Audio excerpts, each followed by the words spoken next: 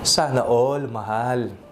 Ako po si Father Fiel Pareha at ito po ang ating segment, ang Daily Devotion, na kung saan tayo po ay magdarasal, magbabasa at magninilay kasama ng salita ng Diyos sa buong taon. Manalangin tayo. Sa ngalan ng Ama, ng Anak at ng Espiritu Santo. Amen. Halina, banal na Espiritu, liwanagan mo ang aming puso at isip nang maunawaan at may sa buhay namin ang iyong salita.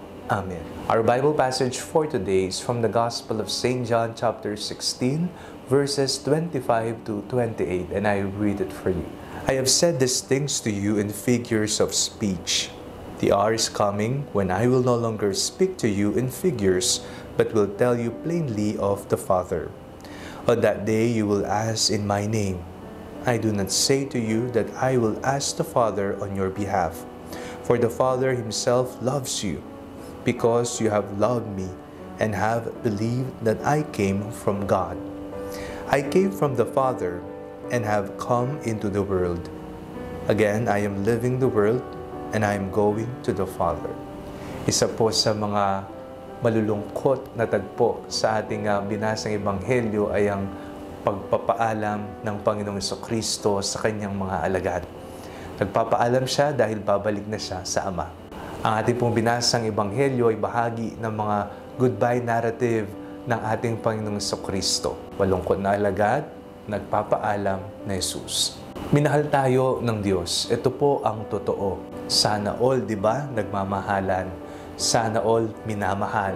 Sana all, matuto at natututong nagmamahal ng kapwa, hindi lamang pakabik kung hindi nagbibigay ng sarili, nagbibigay ng talento, nagbibigay ng oras para sa iba. Ipinakita ng Panginoong Jesucristo ang kanyang pagmamahal mula pa noong siya ay isinilang hanggang sa kamatayan, hanggang siya ay muling nabuhay. Ang buong buhay ni Jesus ay ukol at tungkol sa pagmamahal ng Diyos para sa atin at ang awa na ipinakita niya sa pamagitan ng buhay ng kanyang anak sa ating lahat. Sabi ng ating binasang ebanghelyo, "For the Father himself loves you because you have loved me and have believed that I came from God." Ang Ama mismo ay mahal kayo sapagkat minahal ninyo ako. Tinanggap ninyo ako. Ang pagmamahal na ating ipinapakita sa Diyos ay kalugod-lugod sa Ama. Kaya tayo ay minamahal ng Panginoon at mas lalong dinatanggap niya. Kung naman tayo ay nagkukulang pa sa pagmamahal, hindi naman po huli ang lahat. Sapagkat habang tayo po ay nabubuhay, magagawa nating mahalin ang Panginoon. Kung saan tayo nagkukulang, dadagdagan natin. Kung saan tayo nagkakamali, itutuwid natin. Kung saan tayo palaging nadarapa, tatayo tayo ng may buong pananampalataya at paniniwala sa Kanya. Ang pagmamahal ng Diyos ay para sa mga nagmamahal. Ang pagmamahal ng Diyos ay para sa mga nagsusumikap magmahal. Ang pagmamahal ng Diyos ang tumatawag din sa mga taong naliligaw ng landas, nagkakasala, at patuloy sa pagkakasala. Ito ang pagmamahal ng Diyos. Ito ang totoo. Sana all matutong magmahal. Sana all katulad ng Panginoon na nagmamahal, walang pinipili, walang kondisyon, pagmamahal na puro at dalisay. Manalangin tayo. Panginoong Jesucristo, Ikaw ay pag-ibig.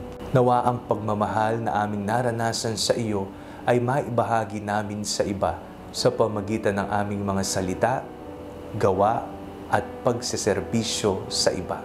Amen. Sa ngalan ng Ama, ng Anak, at ng Espiritu Santo. Amen. Huwag po ninyong kalimutang i-like ang video ito, pag-comment po kayo, and share it with your family and friends. Ang Panalangin Bago Matulog ay may sariling Facebook page na po.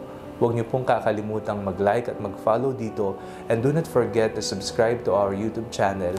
I-click niyo lamang po ang link na nasa description ng video ito, o kaya naman po just search Father Fiel Pareha. God bless you po.